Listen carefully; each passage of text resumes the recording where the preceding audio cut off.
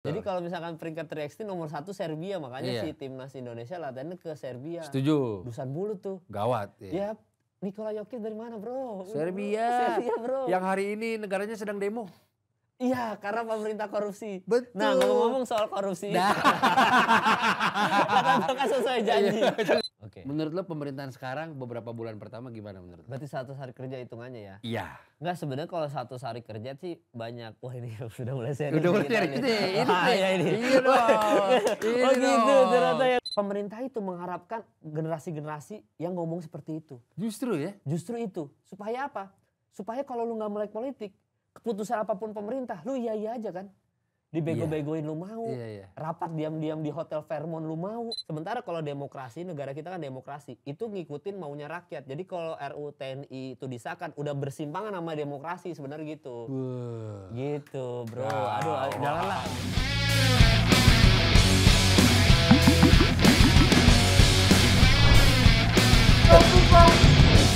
Mal. Udah mulai tuh ya? Udah mulai. Handphone gue taruh sini apa? Boleh, Iya, boleh. Gue pertama kali tau Kemal justru awalnya basket. Oh iya jelas. Dari kita main di lapangan ABC. Iya, streetball. Iya bener, era-era streetball tuh. Gue gocek lu tuh. Ada iya benar. Pokoknya di era itu tuh Mal ya. Iya. Menurut gue tuh lu jujur kalau bendera berkibar. Oh iya, gila. Gue bilang anjing, kan gak udah kenal ya. Anjing nih anak bisa basket juga nih, curang. Iya. Baru punya film. Iya, di 2016 soalnya, 2016 tuh film, basket. Terus nge-host juga lagi sering lu sama Gofar. Iya sering, nge-MC bareng gue sama Gofar tuh sering banget. Tahun baru aja berapa kali gue sama Gofar. Iya bener, sering banget tuh gitu.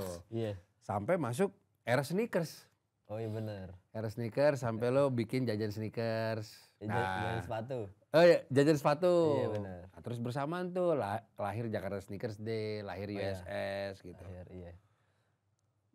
Bahkan bisa dibilang merajai YouTube. Iya, 2016 emang hitungannya gitu ya. Gue inget tuh, kan gue temen lama dengan Sean Glael. Karena abang-abangnya itu temen gue dari kecil. Valdi Albar, iya maksudnya temen SMP gue. Oh siap. Bilang tuh si Sean kan main basket. Dia manggil gue Kak tuh saat itu. Kan kalau di basket tuh Kak tuh Mal. Kak. Kalau sekarang? Kayaknya di basket Kak deh masih deh. Udah bukan Om, bukan apa. Jadi kalau di culture basket itu panggil yang lebih tua tuh Kak. Oh iya. Kalau di Jakarta ya, tapi gue gak tahu di kota lain gitu. Iya. Gue inget tuh Kak, gue mau bawa Bang Kemal ke Milan nih. Itu seinget gue yang kontakin tuh Mal. Iser dulu. Awalnya iser dulu tuh. Soalnya dia nanya ke gue nomor telepon lo. Iya akhirnya ke lu. Tapi awalnya yang bawa gue kenal sama Sean Glael tuh Iser. Karena dia Iser kan waktu punya BDS Monkey kan dia bilang, si Sean pengen banget tuh masuk konten jajan sepatu itu Mal. Dia bilang. Akhirnya udah sama si Jeremy datangnya berdua. Iya. Jeremy timnas basket. Nah itu benar. baru dari lu bener. Iya. Nah di era itu tuh sebelum pandemi sih malah. Iya. Lu ke Milan udah. Bahkan sempet nemenin tim 3x3 ke keliling Eropa itu. Latihan Asian Games. Sama Anthony. Nah tapi Mal, pandemi mungkin ya. Iya. Sempat ada sedikit transisi. Nah gue tidak menyimak part itu tuh Mal. Iya. Nah kenapa itu Mal? Ada part apa yang pergeseran lah bahasa gue. Pergeseran tuh ya. Pergeseran positioning. Ya roda berputar aja kadang di atas. Tapi apa Pak? Titiknya ada dong. Iya. Apa tapi sebelum gue jawab itu ya, kamera gue mana sih cover gue? Itu gue bareng Vincent Kostasi sebelum nikah sama Fior. Gue kasih tahu dulu informasi. Oke, boleh. Nah terus habis itu kan gue main ketemu interview Dusan Bulut. Lu tahu Dusan Bulut? Tahu dong, iya. Iya bener. Bahaya Dusan Serbia Bulut. Ya? Serbia bener. Dusan Bulut kan dulu rajanya 3x3 dia tuh. Bukan Amerika dulu. Betul. Jadi kalau misalkan peringkat 3x3 nomor 1 Serbia. Makanya si timnas Indonesia latihannya ke Serbia. Setuju. Dusan Bulut tuh. Gawat. Ya Nikola Jokic dari mana bro? Serbia bro. Yang hari ini negaranya sedang demo. Iya, karena pemerintah korupsi. Betul. Nah, ngomong-ngomong soal korupsi. Kata sesuai janji. Gimana tuh? Iya. Transisi itu ya, transisi pandemi ya. Nanti kita lompat ke situ boleh. Iya, karena Serbia. Iya, karena Serbia. Masalah kita lagi ngefans Jokic. Makanya begitu ngomongin Serbia ini agak sensitif kita ya. Bener. Tapi ini fakta menarik ya.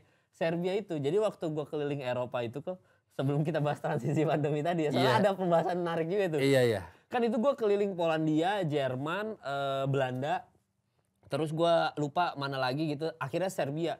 Jadi begitu gue ke Belanda, Polandia, Warsaw, Polandia, sama ke Jerman, Berlin. Itu tuh pas gue keliling, itu tuh Eropanya tuh dingin.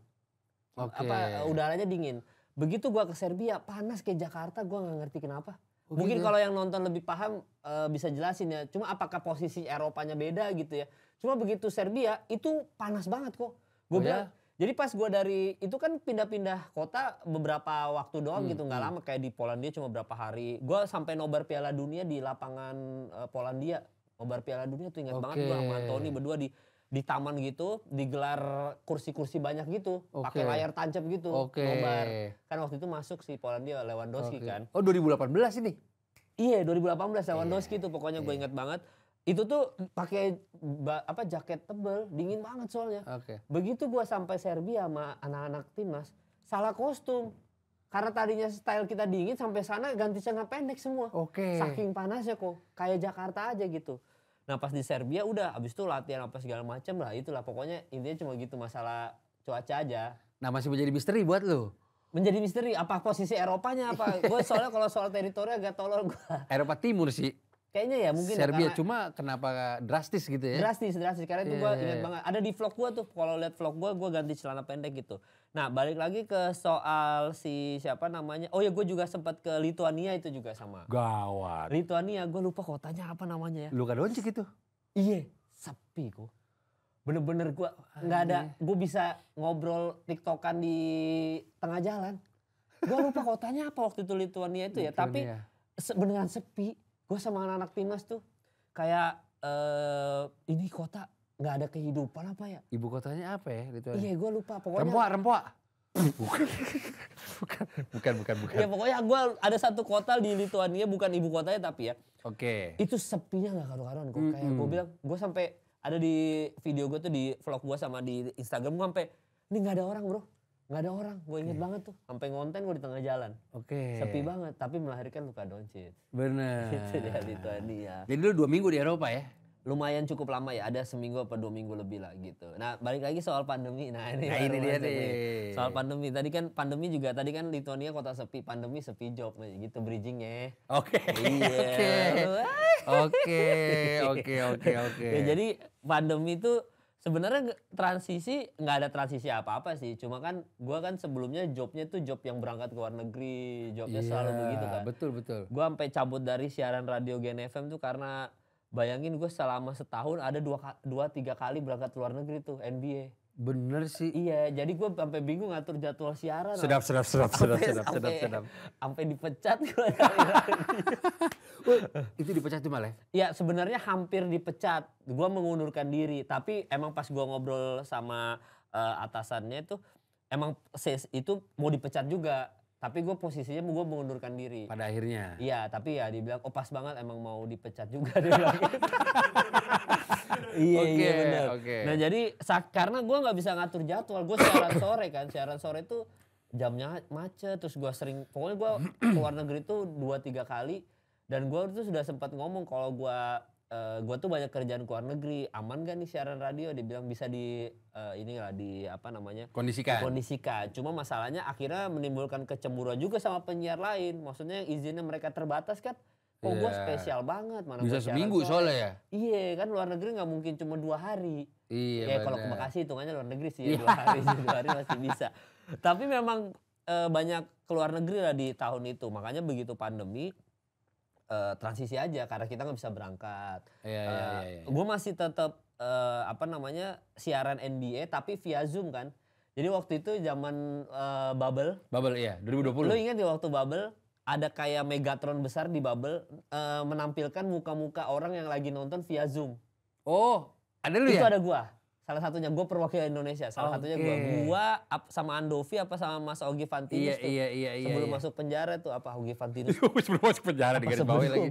Iya benar. Soalnya Ogi Fantinus lumayan rajin ikut kita, tapi yang NBA Shanghai Game, yang China Game gitu-gitu. Habis itu gak lama di penjara dia. Iya. Iya, jadi ada tuh Megatron besar kalau lu ingat. Ingat. Nah itu ada muka gue tetap ada, kerjaan itu tetap ada, cuma nggak berangkat aja. Nah setelah selesai pandemi emang kayaknya NBA pribadi juga mungkin dalam tanda kutip mangkas biaya juga sih, jadi nggak pernah ada yang berangkat juga. Iya benar-benar. Influencer lain juga kagak ada yang berangkat gitu. Bicara ke luar negeri, nonton NBA, oke lah, itu satu catatan tersendiri. Tapi lu juga nonton Kendrick Lamar. Oh iya, gue diberangkatin juga. Diberangkatin juga kan? Iya, Universal itu. Terima kasih. Sedap. Universal. Dan jadi pembahasan juga di beberapa platform. Iya. Kemal nih hatinya di mana? Nah, gue tanya nih Mal. Iya. Basket apa musik loh? Kalau boleh memilih. Nah, sebenarnya tuh itu satu benang merah kan. Gue kalau musik kan sebenarnya hip hop juga kan. Jatuhnya kan beberapa kali hip hop gitu. Gue waktu di Samarinda tuh waktu Kalimantan Timur gue sempet nge-rap gitu. Jadi gini, kan karena gue main basket. Terus habis itu streetball juga kan. Betul. Waktu itu di masa gue lagi sekolah tuh tahun 2007-2006 itu basket, streetball, breakdance itu satu kesatuan. Iya betul. Satu benang merah. Dulu ada Crashbone, kita ada LS Streetball gitu. Betul. Jadi satu kesatuan lah gitu. Tamu yang datang dari luar negeri pun kita Bayu Radityo. Maksudnya dari luar negeri? Luar negeri. luar kota. Luar kota. Bayu Radityo, Mario Lawalata gitu-gitu yang datang ke kita tuh. Dulu apa Bayu Radityo namanya? Ballstar. Yang datang tuh anak-anak Ballstar gitu. Nah kita tuh culture-nya tuh deket aja. Nah gua gak bisa breakdance. Sehingga gue tetap ada di culture itu, gue nge-rap aja sama teman-teman gue untuk mengiringi breakdance. Oh keren. Gitu. Nah di situ udah ngomongin sneakers tuh. Iya. Lu nge-rap pakai sneakers apa? Jordan brand. Nah udah masuk tuh. Jadi relate lah. Udah relate. Itu secara satu kesatuan. Karena kan zaman dulu tuh setiap kita main basket, kita selalu bilang, Kobe Bryant pakai sepatu apa nih hari ini nih? Iverson i3 pakai apa? Reebok i3. Iya. Jadi culture-nya tuh udah ngomongin sneakers, udah ngomongin hip hopnya gitu, udah ngomongin streetballnya, udah ngomongin. Dulu kan N1 gila kok. Parah. Zaman N1 maksudnya. Kiblat itu. Maksud kita dulu waktu gua Indonesia Muda IM, setiap kali gua mau nge-track gitu atau enggak dribble lebih dari 3 detik aja misalkan gitu, 1 2 3 enggak passing, itu kan diomelin. Harus gitu tuh, 1 2 3 passing, 1 2 3 passing, harus ini apa? Nggak boleh kita kayak bola muter lah. Iya, nggak boleh kan freestyle dimarahin. Nah makanya kita pelariannya biasanya anak-anak klub basket itu ketika ada streetball, crashbone, disitulah kita freestyle. Bener, itu wadahnya. Itu wadahnya, freestyle, crashbone gitu-gitu. Walaupun begitu crashbone kan freestyle-nya paling awal-awal dong, begitu udah masuk final kan tampol-tampol. Sama, streetball juga udah final mah udah keras. Iya tapi kan tetap kalau lu point breaker kan tetap dihitung kok. Iya. Kalau crashbone lebih keras, Iya kalau crashbone nggak bisa, kalau crashbone awal-awal dong kita ngetrik-ngetrik gitu kan. Betul. Abis itu begitu semifinal buset tampol-tampolan kan. Iya benar. Masih ada tuh. Nah jadi culture-nya dari situ kok sebenarnya, culture hip hopnya. Sampai gitu. berujung gue jadi model video klip lu rap sama Jefflo. Oh iya, MVP sama Insen. Jelas sama Insen. Iya waktu itu. Itu project apa Pak? Nggak ada, emang bikin lagu single aja. Bikin lagu kan gue bikin full album hip hop kan. Oke. Jadi itu salah satu lagunya kayak gitu, dan sebenarnya tujuannya adalah mau menggantikan lagu Iwake Nombok Dong. Cuma saya liriknya ada anggota DPR sama Ahok di liriknya itu. Oh gitu ya? Jadi nggak kepake aja. Ada lirik gue ada masukin nama Ahok di situ. Jadi nggak kepake lah gitu doang sih kok. Iya. Itu sih kalau benang merahnya sebenarnya ya gitu, kurang lebih. Dia emang nonton Kendrick, lu sempat ada di era yang nggak adil tuh Mal. Iya. Buat orang-orang tuh berangkat terus nonton All Star, NBA Final, nonton sama ini. Kendrick Lamar lagi prime-nya kan? Iya. Openernya siapa coba tebak? Travis Scott. Itu dulu Travis Scott masih, ya Allah masih anak RT 5. Masih di dahsyat itu Mal. Bener. Soalnya Travis Scott tuh ya maksudnya gimana kayak anak-anak RT aja. Iya kan benar. Kalau ngeliat bentuk aja, kalau Kendrick Lamar kan kayak fancy gitu. Travis Scott itu bener. Bener. Dan memori itu gue kembali terulang di saat ngelihat Instagram lo. Nonton UFC di Madison Square. Iya itu yang baru-baru ini. Baru-baru ini kan gue kayak oke, boleh lu Mal. Iya masih berangkat gue. Gawat lu Madison Square berarti udah Ya gue lapangan udah 2 Madison, enggak baru sekali. Madison Square Garden kan? Itu Kendrick Lamar bukannya di Madison Square? Nets, itu kandangnya Barclays Center. Oh, Barclays Center. Iya, lebih bagus daripada Madison menurut gue. Iya. Barclays Center lebih lapangan. Madison Square Garden mall doang, sumpah. Lu kayak masuk Sensi, nah itu Madison Square Garden. Oke. Begitu doang. Cuma sangat legendary lah ya. Iya kan Mecca. Kalau kata orang sana kan kalau Bibra itu harus main di situ lah gitu. Spike Lee apa kan. Pokoknya lu harus berapa poin di itu. Begitu pula buat industri musik mal kalau konser di situ udah legend. Iya, Michael Jackson di situ, Jackson 5. Iya, cuma kayaknya bergeser ya seiring Knicks-nya berkurang prestasi. Iya, kayaknya bergeser kayaknya sih. Brooklyn ini yang malah. Bener, kayaknya lebih ke Indonesia Arena deh. Saya Gilgeous Alexander udah main menginjakan kaki. Di JIS deh, parkir susah di JIS. Jujur, JIS itu bukan gimana-gimana. Kita pelan-pelan masuk ke situ nih, topik nih.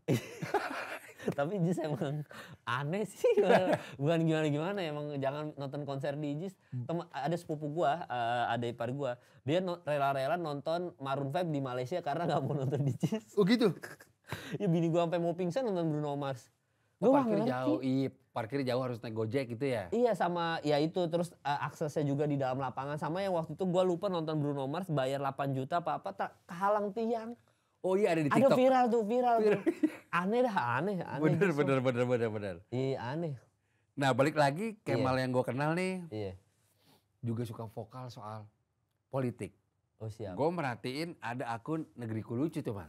Oh iya benar. Itu punya lo? Iya, beberapa orang. Beberapa orang. Nah itu konsepnya dan visi misinya apa tuh Mal? Iya sebenarnya itu doang sih. Iya mengkritik aja. Maksudnya itu suara netizen lah gitu. Ibaratnya kalau media-media lagi kan bahasanya formal. Nah ini bahasanya nggak formal.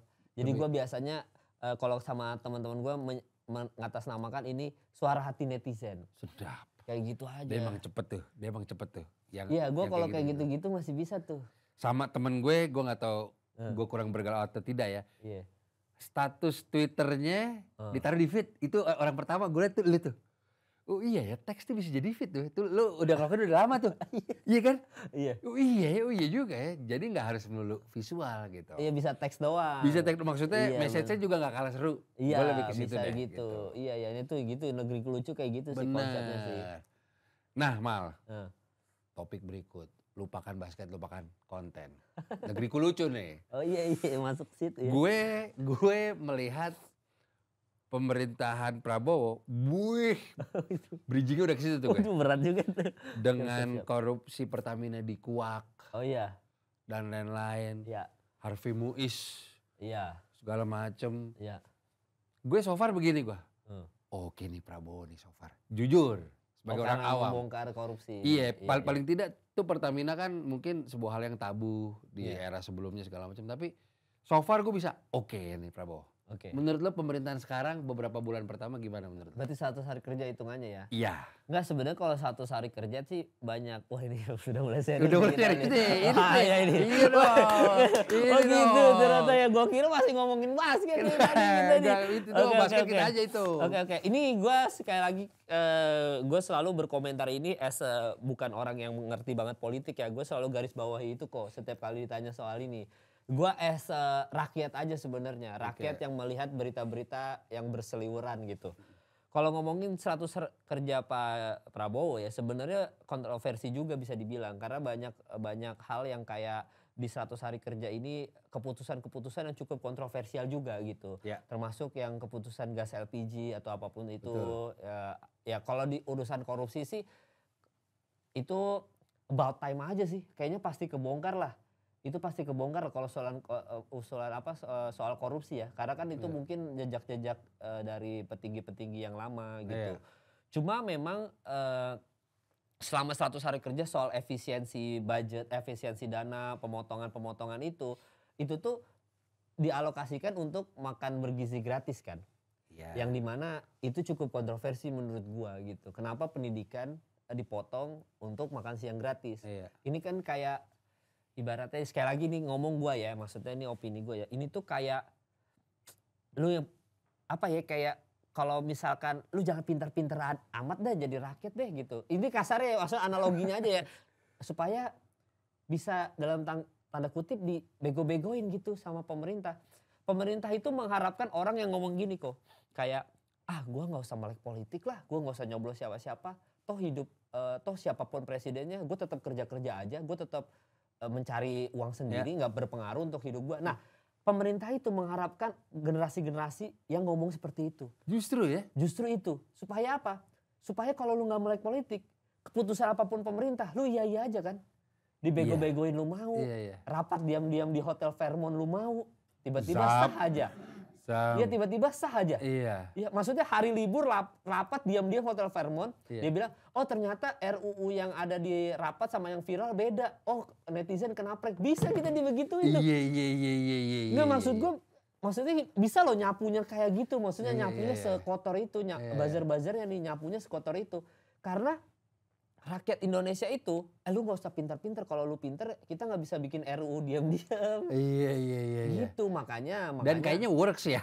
Kayaknya works gitu. Iya. Dan Indonesia ini kan rakyatnya bangsa pemaaf ya gitu. Ada kasus apa, misalkan nih kasus korupsi Pertamina. Gila kalau menurut gue koruptornya harus dihukum mati sih. Setuju. Tapi begitu lu ada berita, let's say artis siapa pakai narkoba atau enggak ada bintang bokep lagi ketangkap gitu. Lupa lu sama koruptor Pertamina. Lupa gitu. Dan kita kayak nih efisiensi pendidikan gitu-gitu. Kita lupa lama-lama kayak lupa aja, tiba-tiba lupa aja gitu sama kasus-kasus yang lain. Tiba-tiba pendidikan udah dipangkas aja. Makan bergizi gratis udah jalan aja tiba-tiba gitu. Maksud gua rakyat Indonesia dibikin lu lebih penting makan lah daripada sekolah gitu. Digitu-gituin. Iya. Nah itu di 100 hari kerjanya Pak Prabowo itu gue berasa gitu-gitunya. Kayak Gibran lebih peduli ngasih skincare ke sekolah-sekolah. Tapi itu bagus buat gue Mas Gibran. Berarti Mas Gibran tuh sadar bahwa di Indonesia ini yang good looking selalu dimaafkan. Ya kan? Jadi lebih daripada pinter mending ganteng gitu. Ngasih skincare aja daripada ngasih beasiswa. Tapi nah, jujur itu aneh. Jujur lu nyoblos gak? Nyoblos. Dan gue bilang kan gue nyoblos. Nah itu dia masalahnya, gue kalau komen-komen kayak gini, lu anak abah lu. Gue bilang gue nyoblos Pak Anies Baswedan begitu gue nyoblos. Bini gue nyoblos 02, gue nyoblos Pak Anies 01. Tapi ya gue akan selalu dikait-kaitkan sama, ini anak abah. Itu aja sih yang jadi PR. Menurut gue ini mah bukan perkara anak abah apa segala macam lagi. Ini udah. Iya. Lu bayangin PLN korupsi. Pengadaan zakat korupsi, Pertamina korupsi, semuanya harga sekarang mahal, pendidikan akhirnya mungkin jadi efisiensi jadi lu mahal, masa nggak ngaruh sih buat kita gitu? Iya maksudnya aneh sih kalau menurut gue itu udah menyentuh ranah rakyat gitu. Jadi kalau lu berkoar-koar soal ini, ya ini udah menyentuh kita. RUU TNI berarti kan duit fungsi TNI. Itu kan zaman Orde Baru ABRI. Betul, ABRI. Iya maksudnya gimana ya? Wiranto ya? Di era itu kan? Iya. Kalau nggak salah sebelumnya tuh. Entah siapapun lagi sebelum Wiranto lagi ya. Tapi zaman dulu kalau kita ngomong gini udah digerebek di depan pintu udah ABRI bro, udah militer. Benar. Depan pintu gitu. Maksudnya kita masih bisa nih sekarang ngomong-ngomong kayak gini, RUU TNI jangan sampai disahkan gitu-gitu. Sampai disahkan, boro-boro kita ngomongin basket lagi kok. Kita kok nggak bisa tuh kayak LeBron James KKN. Udah itu nyinggung-nyinggung itu. Wah ada yang ngetok tuh studio. Ada yang ngetok tuh bisa begitu tuh. Maksud gue gitu. Nah ini kan jangan sampai kalau gue pribadi apalagi ngomongin 100 hari kerja berhubungan sama RUU TNI itu keputusannya ada di tangan Pak Prabowo juga sebenarnya kan secara presiden gitu. Kalau RUU TNI disahkan itu tuh TNI itu nih gua ini sedikit ya. RUU TNI itu kalau disahkan kok berarti ini kan perintah atasan. Jadi militer ini tergantung atasan. Kalau atasan bilang tangkap Riko ya tangkap lu. Atau enggak tangkap itu misalkan The Jack karena dia apa atau enggak tangkap siapapun. Karena TNI itu ngikut apa kata atasan. Itu udah sementara kalau demokrasi negara kita kan demokrasi itu ngikutin maunya rakyat. Jadi kalau RUU TNI itu disahkan udah bersimpangan sama demokrasi sebenarnya gitu. Gitu bro. Aduh janganlah gua. Gawat. Ibaratnya gitu karena RUU TNI menyenangkan atasan, demokrasi menyenangkan rakyat. Udah bersimpangan. Iya. Kurang lebih dui fungsi ini bahaya gitu. Sekarang lo sedang kita lah, gue bantuin lo juga. Iya. Lagi ada Kemal Sport. Iya. Tapi gue lihat lo juga punya intuisi di politik nih, lo kenapa nggak mau ada? Oh, gue kalau politik mah as a warga negara aja sih kok. Gue selalu bilang setiap kali di interview gue nggak akan gabung parpol. Nggak lu bikin kontennya? Bikin kontennya? Iya. Ya, as a warga negara aja, mengkritisi aja. Iya. Ada itu? Ada itu, kan kalau negara yang baik emang harus punya rakyat yang kritis juga. Berarti kan seimbang antara keputusan yang kontroversial sama rakyat yang kritis tuh emang harus hidup berdampingan. Nah kalau itu hidup berdampingan ya jadinya balance. Betul. Tapi kalau dimatiin satu ya nggak balance. Betul. Gitu. Maksudnya kalau dimatiin kritisnya atau nggak ada kontroversinya ya nggak balance. Jadi semua itu harus berjalan beriringan. Makanya kalau politik gue warga negara aja sih kok. Iya, emang apalagi udah jadi kepala keluarga gini kan kita hitung-hitungan kan berasa banget bayar listrik kok jadi mahal, bayar bensin kok mahal, tiba-tiba ada berita korup kan kayak wah kampret juga. Iya maksudnya gitu. Jadi ya sebagai warga negara aja kalau menurut gue politik ini. Dan itu harus dimiliki oleh semua orang menurut gue. Even siapapun kru yang ada di sini harus kritis. Kalau nggak kritis ya kita kita gampang dibodoh-bodohin. Harus kayak Serbia tadi bener. Begitu turun semua kan. Warganya turun. Ya kan viral tuh dari drone tuh. Rame banget karena pemerintahnya korupsi. Harus begitu. Sebentar.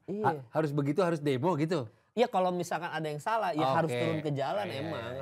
Kita nggak boleh diam aja kok. Maksudnya kita nggak boleh dibego-begoin pemerintah gitu. Tapi saat ini kita sedang di fase lumayan mengkhawatirkan atau bagaimana menurut lo situasi? Ya sebenarnya bisa dibilang lumayan mengkhawatirkan. Kita tuh utang negara kita kan deadline kok 2025 ini apa? 2026 apa 2025 gue lupa kalau salah bener. Utang negara kita ada deadline harus bayar. Gue gak notice tuh. Oh gitu ya? Iya jadi makanya nih kayak Bu Sri Mulyani kayak Pak Prabowo ini lumayan pusing juga. Maksudnya dari pemerintahan sebelumnya ini puncaknya nih bayar utang nih. Makanya itu ada masalah apapun itu, masalah IKN mangkrak atau apa segala macam. Jadi kita tuh ada di momen dimana ekonomi kita tuh bisa ancur-ancuran, dolar bisa naik segila-gilanya.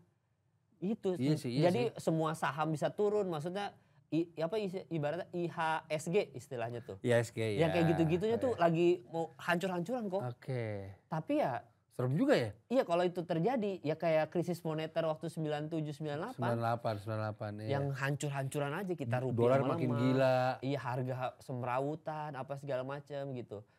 Lagi di momen itu kita sekarang lagi ada di momen membahayakan segitunya dan kita kayak hidup sekarang ya mungkin nggak berasa apa segala macam tapi lama-lama berasa kok. Lagi mengkhawatirkan kok, pemerintahan kita juga lagi mengkhawatirkan. Kalau banyak RUU yang mau disahkan diam-diam gitu, contohnya kayak RUU TNI kemarin tuh. Jadi banyak banget gitu. Jadi memang kayak Pak Prabowo bilang kalau misalkan korupsi ya udah bayar denda aja yang kayak gitu-gitu tuh.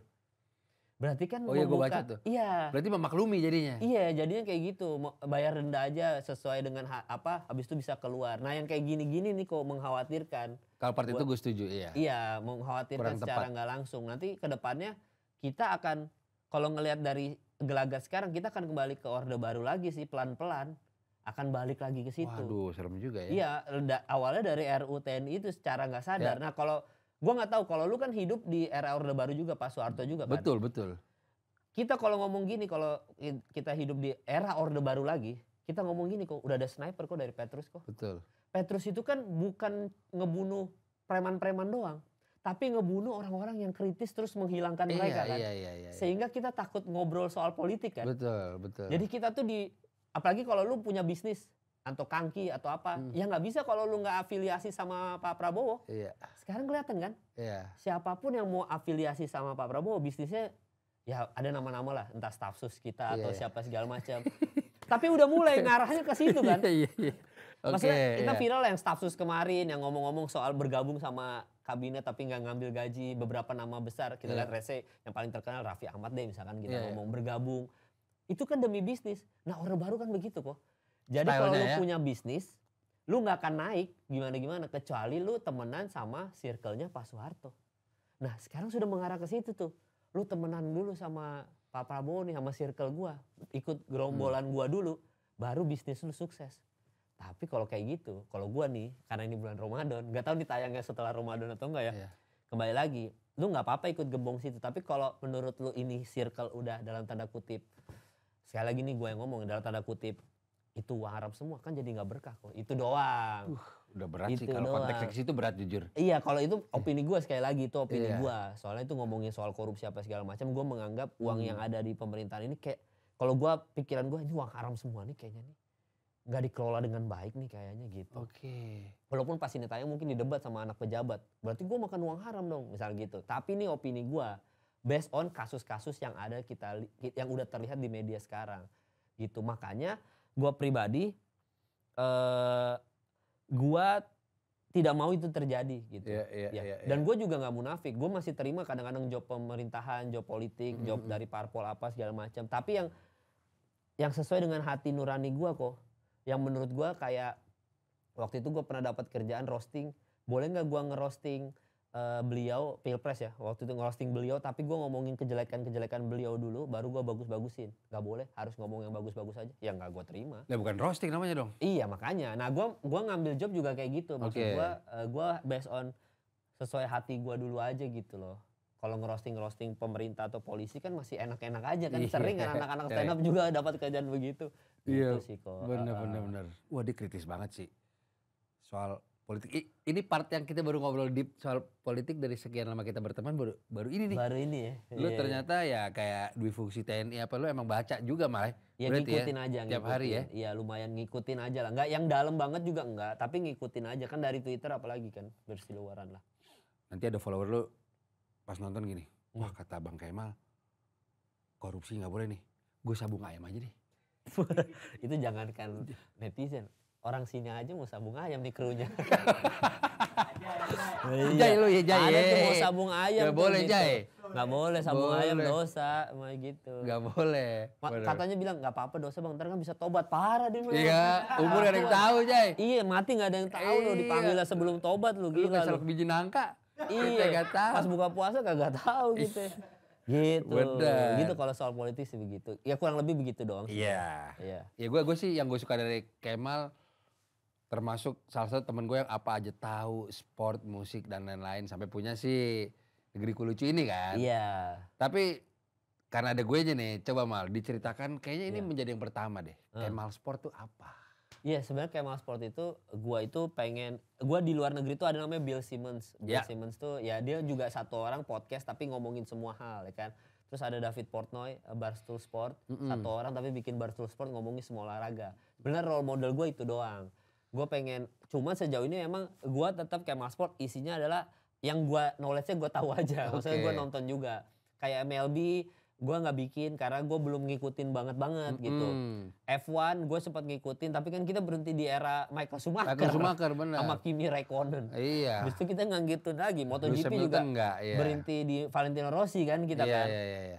Jadi emang sejauh ini masih mengandalkan gue as a host dan juga apa yang gue tahu aja secara knowledge itu doang Kemal Sport. Tapi nanti goalsnya adalah ESPN Sports Center sebenarnya. Widih. Berarti banyak pundit-pundit yang lain kan. Bener. Gitu. Tapi konsep seperti ini kayaknya belum ada malah. Di Indonesia belum ada. Kayaknya belum ada. Nah itu menarik. Iya. Nanti mungkin kedepannya begitu ada orang ngeliat, oh bisa deh ada chance. Mungkin ada yang lebih hebat dari gue. Maksudnya dalam tanda kutip ada yang kayak salesnya yang lebih besar lagi gitu, yang tiba-tiba dia megang satu langsung gede gitu kan.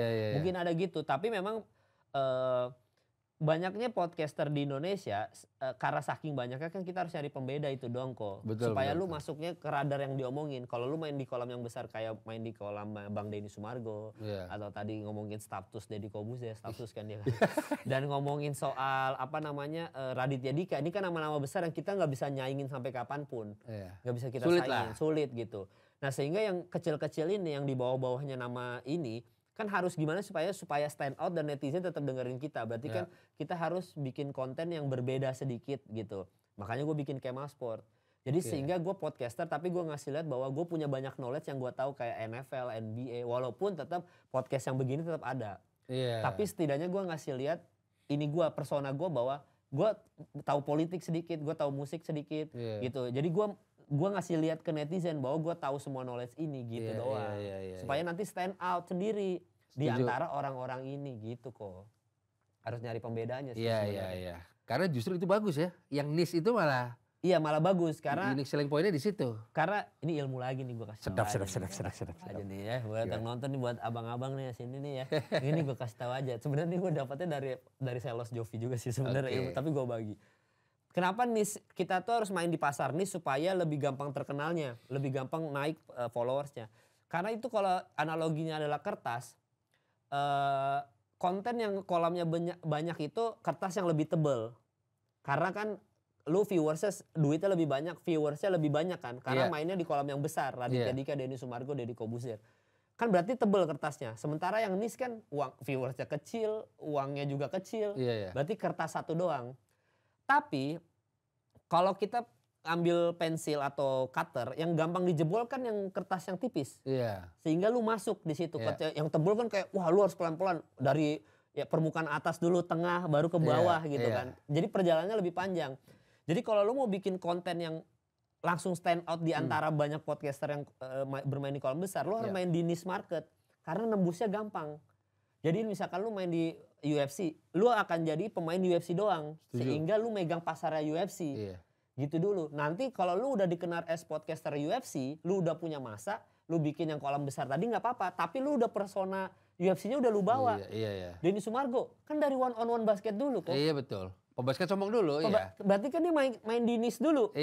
Sebelum main di kolam besar. Setuju gua, setuju. Gitu. Jadi itu tuh teorinya kayak gitu. Makanya kalau di niche ini, lu gampang jebolnya, lu gampang jadi stand out-nya. Sama waktu itu gue pernah ngobrol sama Giring Niji. Waktu itu gue jadi hostnya, Giring Niji jadi bintang tamunya. Gue nanya, waktu itu dia presiden Mobile Legends, e-sport apa gitu. Oh iya betul, sempat. Giring kan, sempat kan. Gue nanya gini, Bang Giring, gue bisa nggak jadi the next ini Just No Limit, pengen kaya cuma dari Mobile Legends doang, bisa nggak? Terus dia bilang, nggak bisa Mal. Kenapa nggak bisa Bang? Karena lu cuma akan jadi pengikutnya Just No Limit. Tidak akan pernah ada Just No Limit kedua, ketiga, nggak ada. Just No Limit ya Just No Limit aja. Sehingga begitu lu main di kolamnya Just No Limit, lu cuma menambah exposure-nya Just No Limit doang. Sehingga begitu orang, oh semua orang main Mobile Legends, siapa sih yang paling hebat Mobile Legends? Just No Limit. Semua klien, semua IO cuma manggil Just No Limit. Karena kita ngikut ke kolamnya dia. Nggak bisa. Kalau lu mau jadi kayak Just No Limit, lu harus bersinar di kolam lu sendiri. Dan lu harus jadi pemain pertama di situ. Baru lu bisa gede. Itu gunanya main di niche market itu. Mobile Legends dulu Just No Limit itu niche market. Kita semua mungkin main PlayStation. Dulu niche market betul. Iya, tapi begitu ada Just No Limit jadi besar kan. Tapi kolamnya jadi besar, Just No Limit makin bersinar. Makanya kalau lu mau besar di suatu konten atau di suatu bidang, lu harus jadi pemain pertama di situ kok. Pemain pertama dulu. Begitu nanti lu udah banyak gembongnya, ya udah lu akan bersinar dengan sendirinya. Kayak YouTuber. Walaupun kita makin banyak, orang tetap mengingatnya siapa? Jovi Andovi, Bayu Skak, Reza Arab, Oktavian. Akan baliknya ke nama itu lagi kan, Agung Hapsah. Orang lupa sama sekarang berapa banyak YouTubers terkenal yang lu kenal, yang lu tahu namanya. Yang di luar apa di sini? Yang sekarang. Siapa? Nggak tahu kan lu? Banyak di luar apa di sini? Yang di sini, yang di Indonesia. Yang baru-baru. Yang baru-baru. Yang baru-baru. Nggak ada, tapi begitu lu otomotif, lu cuma kenal satu nama-nama Motomobi. Lu cuma kenal siapa? Motomobi sama Fitra Eri. Karena dia pemain pertama di situ. Gitu. Mobile Legends ya Just No Limit, dia pemain pertama di situ. Jadi kalau lu harus nyari konten-konten yang niche itu, lu harus jadi paling jago di situ. Lu pegang dulu masanya, baru lu main di kolam yang besar. Karena lu udah bawa masa nih. Wow, gitu teorinya kayak gitu. Oke. Gue berdoa semoga scene streetball di Indonesia besar. Bener gak? Iya. Karena kan gue kemarin ke Filipina tuh gue juga baru bang kayaknya streetball yang streetball doang deh bang. Jadi niche market sekarang. Iya sekarang jadi niche market, betul kan? Iya jadi niche market, gitu. Makanya bener. Tapi gue setuju prinsip itu kok, setuju gue. Iya dari situ bisa tuh, dari situ lu perbesar. Habis itu nanti lu main di kolam yang besar dengan membawa persona streetball itu bisa banget kok. Iya. Emang ini jadi niche market. Semua tuh jadi kayak musik punk. Sekarang mungkin bisa jadi niche market gitu. Karena semua anak-anak Gen Z dengarnya mungkin EDM atau elektronik. Iya, atau K-pop. Iya, makanya kalau lu mau nyari niche market yang gimana-gimana, lu ngelihat roda berputar itu tadi. Maksudnya sekarang kayak musik. Ya mungkin punk tadi di atas nih. Metal atau apa. Metal kayak selalu ada tempat di hati gitu ya. Tapi nanti kan musik-musik yang kayak gitu, yang gigs gitu kan akan muter ke bawah. EDM-nya naik kan. Tapi kan muter terus. Kayak muter terus, nanti IDM-nya turun. Kenapa IDM-nya bisa turun? Karena anak zaman sekarang dengerinnya musik elektronik. Begitu kita balikin musik 60-an gitu ya. Balikin musik tahun 60-an. Kita tuh kayak anak-anak Gen Z tuh kayak gak pernah dengerin sound ini gitu. Iya. Kayak asing di telinga mereka. Karena itu musik kita ngambil dari dari perpustakaan tahun 60-an kita adain lagi di tahun sekarang gitu. Jadi begitu dia dengar musik-musik kayak Ramones atau enggak Rolling Stones, Beatles, kok seru ya? Kayaknya nggak pernah. Nah itu muter tuh. Muter karena si Gen Z itu telinganya udah nggak dengerin 60-an. Karena dia lahir kan 2000-an. 90 ke atas sampai 2000. Sehingga musik tahun 60-an udah nggak kedetek sama mereka. Lu balikin ke sekarang, jadi besar. Kayak band-band sekarang tuh kayak si siapa, aduh gua lupa lagi namanya. Band-band sekarang tuh yang pang jadul-jadul. Misalnya kayak KPR deh, kelompok penerbang roket atau apa. Kalau lu lihat soundnya, The Johnson, soundnya kan sound zaman dulu kan, tapi bersinar banget sekarang kan. Karena menurut Gen Z kayak, gue nggak pernah dengar sound itu sih. Tapi kita yang tua-tua, ya lu kalau dengar 60-an ya lu pasti dengar. Gitu. Jadi itu kayak streetball tadi, streetball di tahun kita dulu besar banget. Sekarang kan udah berputar jadi kecil. Sehingga streetball jadi niche market lagi kok. Lu coblos lagi, nah ini bisa bahaya lagi. Gitu muter aja. Setuju. Gitu. Sama teman gue pernah sesimpel gini sih. Kok dokter tuh yang mahal dokter spesialis. Jangan jadi dokter, bukan jangan jadi, kalau dokter umum tuh mainstream. Jadi message dari dia kalau bisa ya lu jalanin ya orang lain gak banyak punya. Ya niche itu. Bener, ya bener. Walaupun nanti ujungnya bisa jadi dokter umum juga kan. Tapi kan dokter umum kan kalau gede lah ibaratnya ya. Soalnya kalau soto ya. Tapi intinya kayak gitulah. Gue paling contoh kasus cuma Bang Denny Sumargo kalau gue. Bang Denny itu contoh kasus dia besar dari one on one dulu.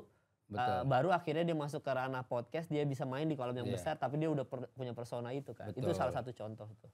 Lepas di balik itu tetap perlu ada tim yang solid juga ya Mal ya? Iya maksudnya tetap sinematografi, sound. Terutama gue tuh selalu bilang kalau kamera sekarang dari handphone doang udah gambarnya bisa bagus gitu. Tapi sound tuh yang paling krusial. Sound doang, makanya gue selalu bilang yang penting soundnya enak. Betul. Lu sama Gofar lu? Iya. Itu quality tuh kata Gofar kok kita jual bacot. Sound harus bagus. Wah bener, sama lo sama dia lo. Iya, kalau kamera dari handphone tetap ditonton. Cukup ya? Cukup, maksudnya dari handphone gini aja ditonton, tapi sound lu jelek ditinggal. Iya. Harus sound paling bagus, baru gambar kedua. Baru habis itu public speaking lu, baru lu personanya apa tadi. Lu ngebawa streetball nih, lu ngebawa apa baru lu masuk ke situ. Tapi sound dulu nomor 1. Gitu. Kita dikuliahin sama Kemal mahal nih. Tepuk tangan dulu dong. Tapi benar. Gue banyak setujunya betul. Jadi memang dari Kemal bisa gue lihat sih walaupun lo ada naik turun. Lo tetap stick sama yang lo suka. Bikin Kemal Sport ini dan bisa. Gue optimis sih Mal. Maksudnya apa yang lo bikin nih bisa balik lagi jadi kayak dulu lagi. Karena amin gitu. Karena si Kemal Sport ini gue juga ngerasain udah 2,5 bulan kita. Iya baru 2,5 bulanan ya. Tapi viewersnya sih, followersnya masih segitu-gitu aja. Iya, cuma menurut gue tidak ada podcast NBA yang cukup konstan. Konsisten itu belum ada gitu. Jadi niche kita sekarang. Ada juga tuh yang lucu tuh. Gue mau jawab nanti makin rame. Bang Kemal ngomongnya dikit nih. Ada follower bilang, ini channelnya Bang Kemal, kalau nggak ada Bang Kemal nggak ada Bang Riko Mapidabel, bener juga. Jadi inisiatornya Kemal. Gua host doang sebenarnya jatuhnya memang. Maksudnya lu berdua yang gua kasih ngomong banyak emang tetap gitu. Jadi kalau gua ada salah yang lu benerin. Bener. Gitu. Tapi anyway idenya kan dari lu. Gitu podcast ini. Iya. Mal, thank you ya udah datang ke Hiro Pukau. Oh siap Hiro Pukau. Hiro Pukau nih, tahu nggak artinya? Apa itu? Kita jangan menghiraukan yang bikin kita terpukau. Bener gak Jay? Oh iya gitu, emang begitu? Bukan. Kita jangan. Artinya Jay? Kita harus memperhatikan sesuatu yang indah. Membicarakan sesuatu yang indah. Iya, cuma ini beneran bahasa Indonesia. Oh iya. Hiro Pukau. Itu artinya tuh ya? Itu artinya. Ada bintang tamu yang tahu? Apa gua doang yang kagak tahu? Banyak yang gak tahu sih. Jangan-jangan cuma gua doang yang kagak tahu. Ya sukses terus lah buat Hiro Pukau. Mantap, amin. Ya semoga bisa ketemu personanya gitu. Iya. Ini sih, gue sebelum udahan nih ada satu kata, ini gue jadiin wallpaper gue. Mungkin ini bisa kata-kata yang bagus juga buat Hiro Pukau juga ya. Coba. Kobe itu bilang, greatness is built when most people quit. Kata ini Kobe Bryant yang ngomong. Ini kan idola kita bersama ya. Bener. Idola Vidabel. Iya. Karena Kobe Bryant ini sering banyak quotes yang menurut kita kena banget. Karena itu kena kan. Kenapa dia bilang greatness is built when most people quit? Karena banyak orang di tengah jalan berhenti karena ngelihat viewersnya sedikit atau enggak gue nggak lebih jago dari lo. Terus habis itu kayaknya nggak ada penontonnya, akhirnya berhenti kan. Nyerah. Padahal kalau kata Kobe, greatness itu built when most people quit. Konsisten aja. Iya, maksudnya konsisten aja. Lu kalau mau targetnya si Ropiko jangan kita tes 10 episode, jangan begitu kalau mau bikin konten. Kita tes ya 200 episode. Tuh Jai. Itu gua kasih tahu aja lu. Gua udah bilang Jai. Enggak, emang begitu nanti. Emang begitu. Setelah 200 episode baru lu evaluasi kekurangannya apa. Tapi kalau based on kata-kata Kobe Bryant, lu jangan, konsisten itu paling penting kalau lu mau jadi yang terbaik. Setuju. Lu jangan berhenti. Bang Denny Sumargo episode awal juga viewersnya dikit, itunya yang curhat Bang Den. Tapi begitu konsisten naik kan? Iya. Kenapa bisa kayak gitu? Raditya Dika awal-awal dikit tuh, akhirnya sekarang konsisten. Kenapa? Karena begitu dia konsisten, pasti ada aja jalannya. Tiba-tiba Om Ded karena kasus status apa mulai turun. Kan akhirnya naik lagi nih yang, iya betul. Yang kayak gitu. Iya betul. Kalau lu berhenti di tengah-tengah sebelum Om Ded jadi stafsus, ya nggak akan naik. Iya. Iya, itulah kata Kobe Bryant, bro. Mantep. Berjuang sampai nafas terakhir, sampai cedera aja masih free throw. Bener, yang ditiru oleh Kyrie Irving kemarin. Itu Kobe Bryant, bro. Itu role model kita bersama. Role model kita. Itu. Mamba mentality. Mamba mentality itu beneran harus ada di setiap kita bekerja kok, itu dia. Oke, betul. Biasa itu kok. Sepakat gue. Mal, thank you udah mampir. Siap, thank you kok. Gue doain sehat terus. Amin. Apa yang lo kerjakan di tahun 2025 semuanya tercapai. Amin, lu juga kok. Siap. Amin. Gue Riko Lubis. Samarinda kita. Iya. Gue Riko Lubis. Kemal Palevi. Assalamualaikum.